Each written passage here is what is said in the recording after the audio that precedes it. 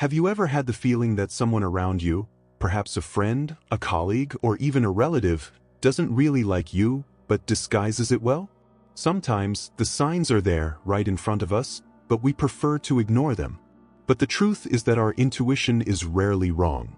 And when we combine this insight with the deep knowledge of the human mind, revealed by names like Carl Jung, we begin to see things more clearly than ever before. Carl Jung, one of the greatest thinkers in modern psychology, believed that much of what we feel and think is hidden behind social masks. The problem is that these masks often hide dangerous feelings, such as hatred, envy, and resentment. And if we are not attentive, we can end up surrounded by people who silently sabotage us. In this video, we'll explore together 8 telltale signs that someone close to you may be hiding a secret hatred. These signs are based on deep concepts from Jungian psychology and can completely transform the way you view your relationships. But before we start, take advantage and subscribe to the channel. Here, you'll find content that goes far beyond the surface, delving into psychology, human behavior, and the mysteries of the mind with depth and clarity. If you value self-knowledge and want to learn to protect yourself emotionally, this channel is for you. Now, take a deep breath, observe the people around you, and get ready to find out what the early signs are that may be hiding an uncomfortable truth. Because the first step to protecting yourself is to see. It all starts with an almost imperceptible detail, the way the person reacts to their achievements. When you share good news, a promotion at work, a new relationship, a simple personal victory, instead of genuine enthusiasm, what you get is a soulless smile, a protocol congratulations, or even worse, a subtle comment that belittles your accomplishment. But also, right? With the contacts you have, even I could do it. Or, cool. But don't you think you're thinking you're a little too much? This reaction is not just a lack of excitement. It's resentment in disguise. People who secretly harbor negative feelings for you will hardly be able to celebrate your victories in an authentic way, because, deep down, what makes you grow reminds them of what they have not been able to achieve. This activates in them a feeling of inferiority or competition, even if, rationally, they try to hide it. Carl Jung talked about the concept of the shadow, that hidden part of the psyche where we keep everything we don't want to assume about ourselves.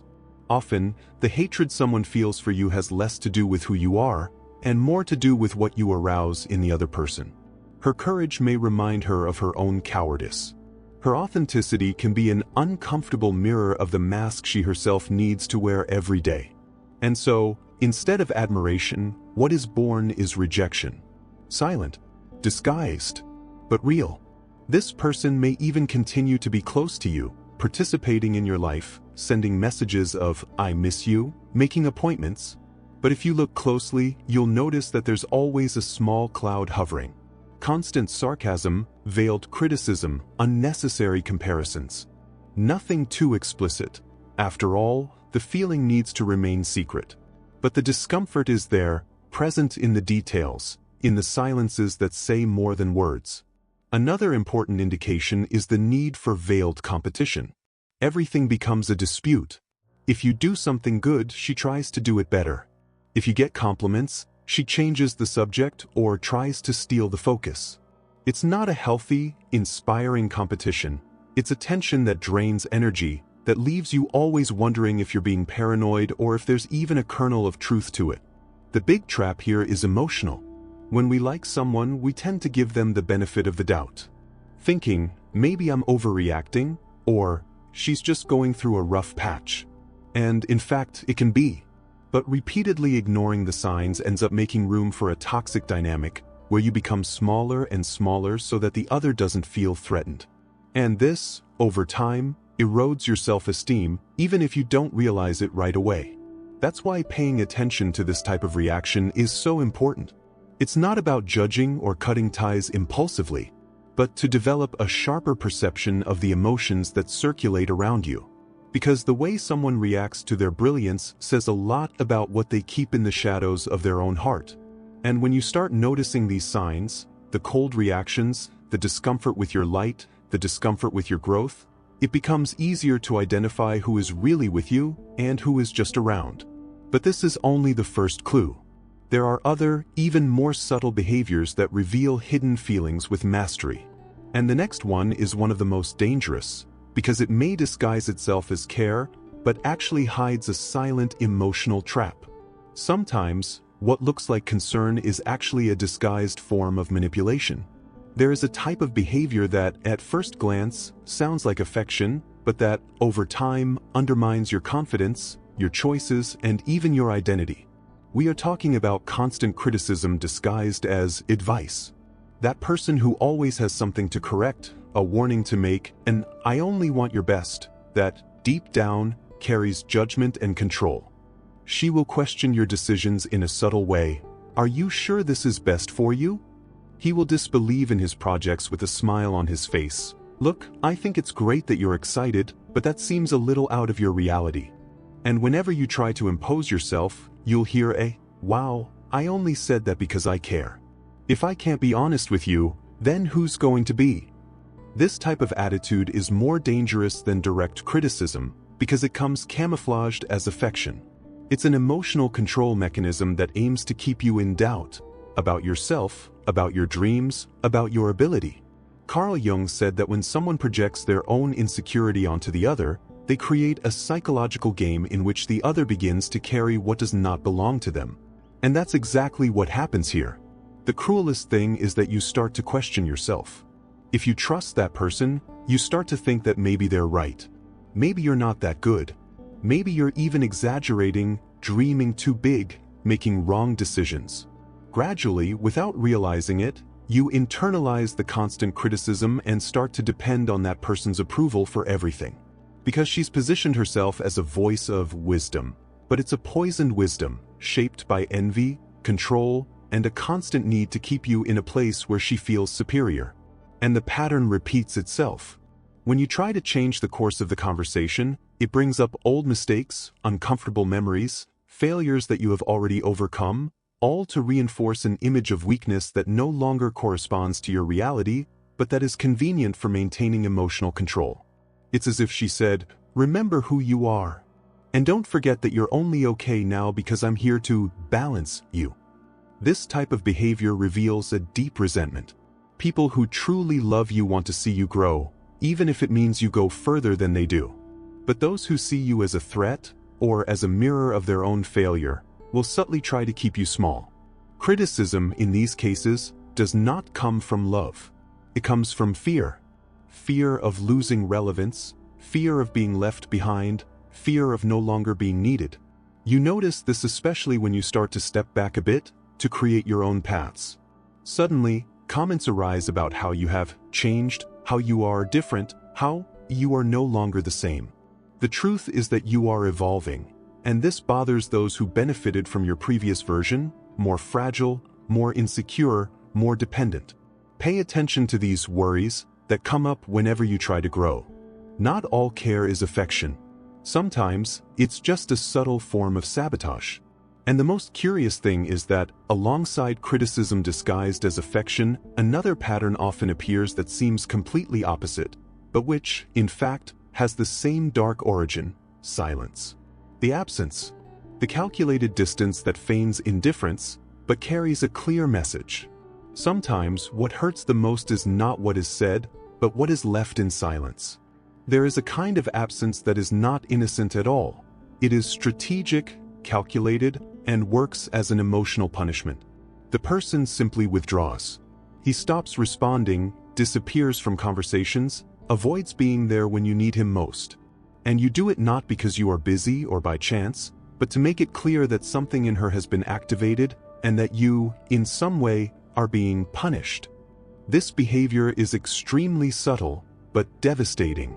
Carl Jung talked about how the unconscious shapes our actions even when we are not fully aware of them. Silent withdrawal is a defense mechanism, yes, but it is also a way of manipulating the relationship. It is as if the person said, without words, "If you contradict me, if you shine too much, if you do not live up to my expectations, I withdraw my presence." At first, this may seem like just a phase. You may think, "Oh, you must be going through something," or "Better not force it, I'll wait for the dust to settle." But time passes, and you realize that the silence continues. That message went unanswered on purpose. That the ignored invitation was not forgotten, but rather despised. And the most confusing thing is that, when the other decides to come back, he acts as if nothing had happened. As if you were imagining things. This leaves you in a constant state of doubt, not knowing whether to confront or just accept. This type of selective withdrawal, which goes back and forth according to the emotional convenience of the other, is a clear sign that there is an unresolved feeling behind it. And often, this feeling is masked hostility. By being absent at important moments, the person sends a cruel message: "You don't deserve my support." And when you start to rely less and less on her, the relationship becomes unbalanced. You are present, but the other is absent, not physically, but emotionally, psychologically, emotionally. It's like walking on a bridge that sways with every step. You never know when she's going to give in. And this consumes energy, creates insecurity, destabilizes their self-esteem. Because deep down, you start to wonder, what did I do wrong? And that's exactly where the most powerful psychological effect of this strategy lies. It makes you blame yourself for something that is not your responsibility. The truth is that those who are absent to punish are saying, with silence, that your bond is conditional. That it depends on you behaving the way the other expects. It's such a subtle form of control that we often only realize how much it affects us when we're already emotionally exhausted. Silence becomes a weapon, a passive, aggressive way of saying, if I can't take you down directly, I'll let you get lost trying to catch up. This purposeful distancing also reveals an attempt to maintain power, to make you feel unstable, dependent on the validation that sometimes comes, sometimes doesn't. And that's exactly why this sign is so dangerous, because it doesn't scream, it whispers, disappears, retreats, and precisely for this reason it is so difficult to combat. But even with all this coldness, there is another behavior that can be even more poisoned, the one that seems supportive but is always surrounded by comparisons. A psychological game where you are never enough, because there is always someone, friend, colleague, relative, who serves as a reference to diminish you. There is an even more subtle way to devalue someone. It is not with direct criticism, nor with cold silences, but with constant comparisons. At first glance, it may even seem like an innocent comment, an unpretentious conversation. But over time, these comparisons become frequent, and always with the same pattern. The other exalted, and you diminished. The person begins to mention the success of a mutual friend, the talent of a colleague, the determination of someone in the family. And always with that tone of someone who is just watching, is only commenting. But the message behind these lines is clear. Look how well others are doing, and look at you. Make no mistake. When these comparisons become repetitive, especially coming from someone close, they reveal more than an admiration for others. They reveal a veiled desire to lower their self-esteem, to make you feel insufficient. Carl Jung talked about the power of projection, and often, those who do it are projecting their frustration onto you. Instead of taking on their own fears and failures, this person tries to transfer them, making you feel small in front of the big ones. Of course, speaking well of other people is not a problem, but the tone, timing, and intent behind it make all the difference. When the comparison comes right after an achievement of his, for example, he totally loses his innocent character. Imagine you tell us that you have started a new course, and then hear, "Cool. So-and-so also took this course, but finished in record time and is already earning 3 times as much." Or when you say you're working hard at the gym and you get, "So-and-so didn't even need that much effort, he was already defined forever." These lines are like invisible cuts. They slowly undermine your self-confidence, putting you at a constant disadvantage. You feel that it is never enough, that what you do is never up to par, that there is always someone doing more, better, faster. And the worst, the person who should support you is precisely the one who most reinforces this feeling. This type of behavior is extremely toxic because it feeds a pattern of comparison that has no end. And little by little, you start to measure your achievements by the standards of others, or rather, by the idealized versions that this person presents to you. And here's an important point. Often, these comparisons aren't even real. They're exaggerated, distorted, or selectively counted to serve exactly that purpose, to make you doubt their worth. What is behind all this is often envy, but not that open, aggressive envy. It is a silent envy, disguised as casual conversation, of "look how interesting," of "I just wanted to share." And as Jung said, what the other projects on you says much more about him than about you. The discomfort with your growth, with your attempts at evolution, translates into this constant attempt to put you in your proper place. And the cruelest thing about it all is that, because it comes from someone close, these comparisons hurt more. Because you want to be recognized. He wants to be valued. And instead, he receives a succession of reminders that it is still not enough. This is a sophisticated form of unworthiness, and when repeated often, it leaves no doubt that there's a feeling lurking there, ready to sabotage the relationship. But the attack does not always come with words. Sometimes, it comes with subtle gestures, with small attitudes that seem casual, but that have a very clear intention: to embarrass you, expose you, or make you stumble socially. When the discomfort someone feels for you cannot be verbalized directly, it often escapes through attitudes. Small gestures, seemingly harmless, but which carry a clear intention to destabilize you.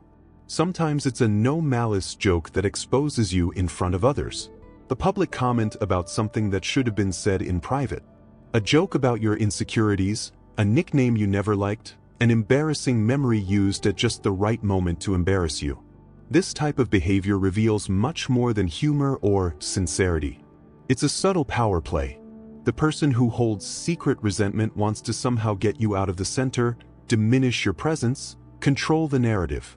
And he does it with a smile on his face, hiding behind the excuse, "Don't you know how to play?"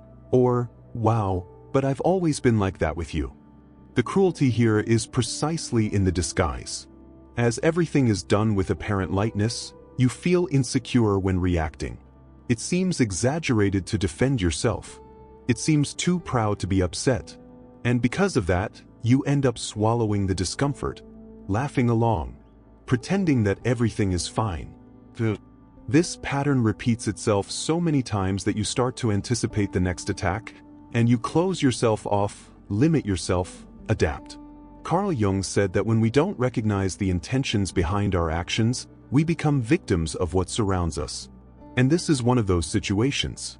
When exposure is constant, even if subtle, even if playing, it begins to erode its spontaneity. You stop sharing, you stop opening up, you stop trusting. Because you never know what might become a joke at the next meeting, the next group of friends, the next family dinner. What is at stake is not only his image, it's your emotional space. Because the person who does this wants to occupy a place of control in the relationship. It wants to define how you are perceived. He wants, in a veiled way, to lower you to feel superior. And often, this happens in front of others, precisely because the audience reinforces the effect. When others laugh, even without realizing the discomfort, they reinforce the position of the manipulator. And you find yourself isolated, even surrounded by people. Another important detail is that these attitudes usually arise just when you are in the spotlight. When he is speaking with more enthusiasm, when he is surrounded by attention, when he is showing confidence. It is as if the other said, with his actions, "Go back to your place." And the place he wants you to occupy is that of insecurity, of silence, emotional submission. These small public humiliations, these gestures of irony that seem spontaneous but are strategically placed, reveal an unresolved resentment, a discomfort with its brightness, a silent attempt to level you down. But when you start to see this clearly, something changes. You stop blaming yourself, to doubt. And you start to recognize that not everyone who laughs with you is really by your side. That not every joke is innocent. And that, sometimes, what comes disguised as spontaneity is, in fact, a deep sign of rejection and envy. Now, as these patterns begin to reveal themselves, it is natural that you start to reevaluate some relationships. Start connecting behaviors, reviewing stories, noticing details that previously went unnoticed. And this awareness, although uncomfortable, is what paves the way for emotional release. We are almost at the end. And in the next few signs, We'll dive even deeper into the hidden dynamics that reveal when someone, no matter how close they seem to be, actually cheers against you in silence. Along this path, we explore behaviors that often go unnoticed precisely because they come from people close to us, those we trust, with whom we share important moments, and who, therefore, we would never suspect of hostile feelings. But as we have seen, Carl Jung's psychology helps us understand that the human shadow can manifest itself in the most subtle ways. And when we don't look carefully, we run the risk of normalizing what, in fact, hurts us. Realizing that someone close to you may secretly harbor negative feelings, such as envy, anger, resentment, or even hatred, is painful, because it involves reviewing bonds that seemed safe, questioning shared memories, and above all, facing the truth that not every bond is built on genuine affection. But this awareness is also liberating. When you recognize the signs, you stop blaming yourself. Stop trying to please those who, deep down, don't want to see you well. Stop seeking approval in places where there will never be true acceptance. And you start to position yourself with more clarity, more self-esteem, more awareness of who you are, and who deserves to be by your side. Carl Jung said that what we deny submits us, and what we accept transforms us. By accepting that not everyone is thrilled with our success, not every smile is sincere, and not every closeness represents support, you make room to create more authentic relationships. With fewer masks, fewer doubts, and much more truth. Perhaps, throughout this video, you have remembered specific situations.